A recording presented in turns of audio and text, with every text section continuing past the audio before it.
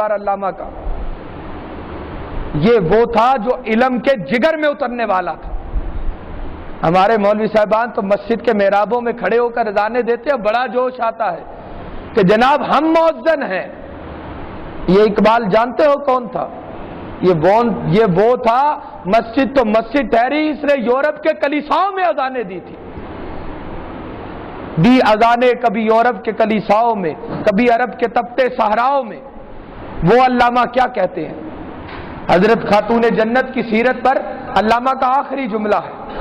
علامہ کہنے لگے کہ جب میں نے بذات خود کہتے میں نے جب کائنات کی ہسٹری کو پڑھا، مریم کو دیکھا، حضرت آسیہ کی تاریخ پڑھی، حضرت حوا کو پڑھا، سب کو پڑھا، لیکن کہنے لگے جب میں نے تاریخ کا مطالعہ کیا، میں نے ایک ایک شخصیت کو پڑھا، تو میں اس نتیجے پر پہنچا اگر مجھے مصطفیٰ کی شریعت نے میرے پاؤں میں زنجیریں نہ ڈالی ہوتی، ان کے فرمان کی پابندی نہ ہوتی، تو لوگ تو جا کر کعبۃ اللہ کا طواف کرتے ہیں، میں جا کے سیدہ کی قبر کا طواف کرتا۔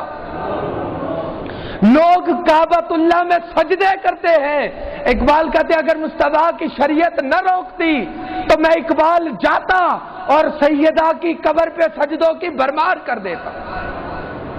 کیا کہا تھا؟ کہتے ہیں رشتہ آئین حق زنجیر پاس، رشتہ آئین حق زنجیر پاس، پاس فرمان جناب مصطفیٰ، کہتے آئین حق کی زنجیروں نے جکڑ رکھا ہے، مصطفیٰ کے فرمان نے پابند کر رکھا ہے۔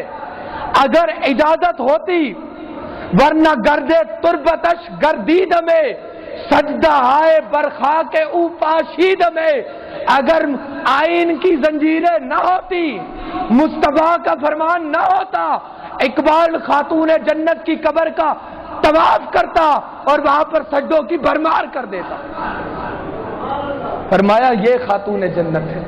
تو میرے بزرگوں اور دوستوں، پیغام یہی ہے کہ ہماری ماؤں، ہماری بہنوں، ہماری بیویوں، ہمارے بچوں کے لیے، عورتوں کے لیے، اسلامی معاشرے کی خواتین کے لیے آئیڈیل یہ ٹی وی پہ بھونکنے والی این جی اوز کی لیڈرز نہیں ہے، یہ جن کے سروں سے پردے اتر گئے،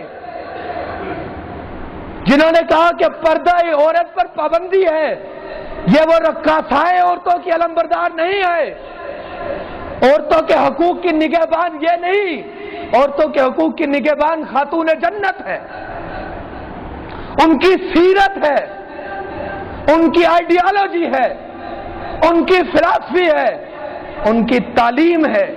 ہمیں چاہیے کہ ہم ان کی سیرت سے عمل حاصل کریں۔ اللہ رب العزت کی بارگاہ میں دعا ہوگی ہمیں خاتون جنت کی سیرت کو پڑھنے، اس پر عمل کی توفیق عطا فرمائے۔ آئندہ جمعۃ المبارک کا خطبہ انشاءاللہ والدین کے حقوق پر مبنی ہوگا، اور اس کا بھی دورانیہ 1:15 بجے تقریر شروع ہوگی والدین کے حقوق کے موضوع پر۔ اللہ پاک ہم سب کو عمل کی توفیق عطا فرمائے۔ اگر نمازی نیچے زیادہ ہیں تو اوپر مسجد کی چھت پر بھی اہتمام کیا گیا ہے، مسجد کی چھت پر تشریف لے جا سکتے ہیں، سیڑھیوں کے آگے دروازہ کھلا ہوا ہے۔